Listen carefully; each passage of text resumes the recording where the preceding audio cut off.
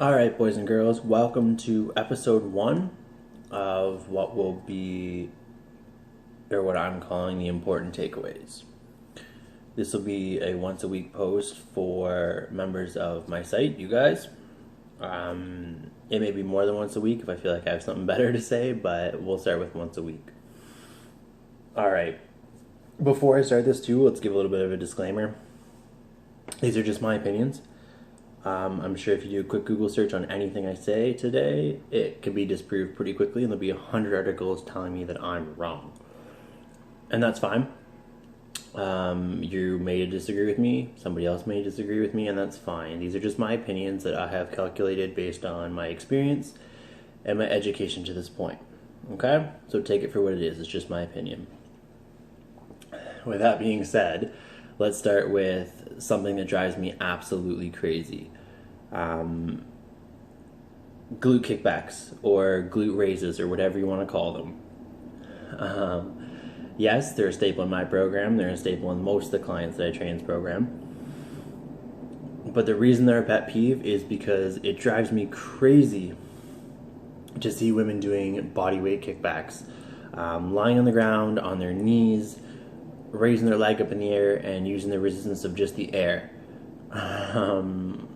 Let's start by pointing out the fact that the glutes are the largest muscle group in the body, if not to go hand in hand with the strongest muscle group in the body. So you have no business using just the resistance of the air to try to build muscle. With that being said, there is some benefit to those type of exercises being done with just body weight, teaching your body how to contract. The glutes can be a very hard muscle to isolate. So I will do quite often, I will start people with glute kickbacks, just body weight, just to try to get the contraction down so they can feel what it feels like to contract the glutes, and then take that exercise over and add resistance and weight. You're not going to build any muscle, you're not going to add any definition, you're not going to change the shape. Nothing physique oriented is going to come from you using the air for resistance, okay? These muscles, or this muscle group, is far too strong. Okay, so you need to be under a significant amount of load, significant amount of weight, and contracting through the movement. Okay, so now that I got that off my chest, let's move to the second point I'm going to make today. They kind of go hand in hand, so it's a perfect transition. Squatting. Probably the number one question I get asked every single day, if it's not in person in the gym or in messages, is do I have to squat? The answer is twofold.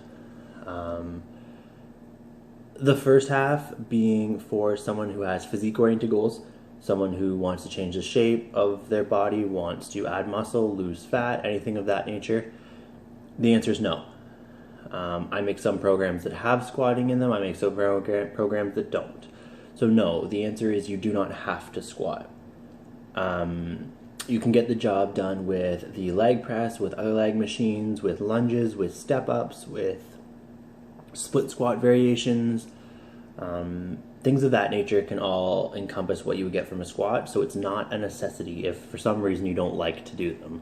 And I know lots of people who don't like to squat because it's the most exerting and challenging exercise there is. So I maintain this all the time. If the best program you can do is the program you're actually going to do.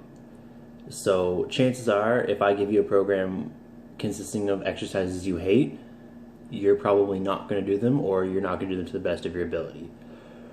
So if squatting is something that you really don't like, it doesn't feel comfortable for you, you don't like the movement, then don't do it.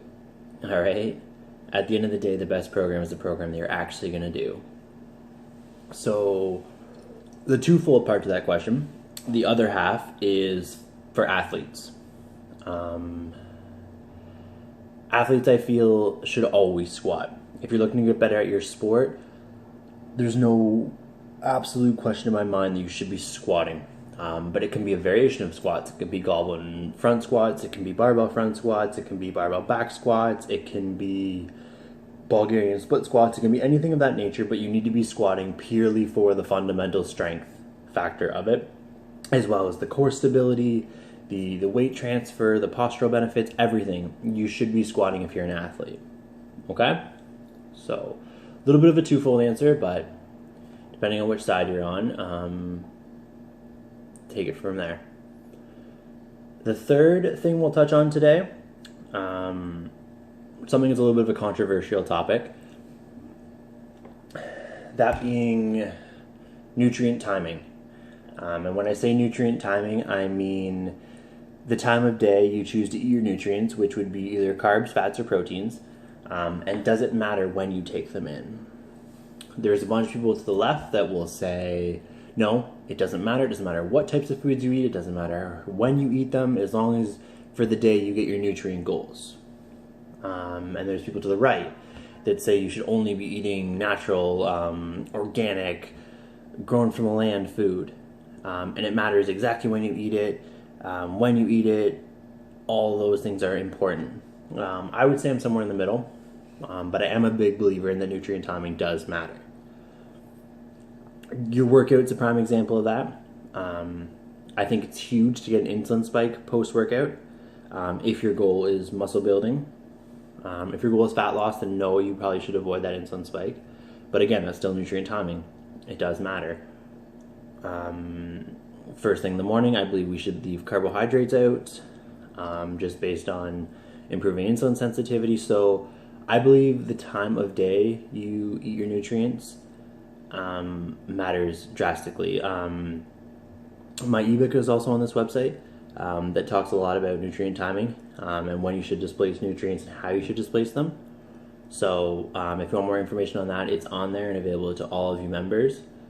So I won't touch too much on it right now.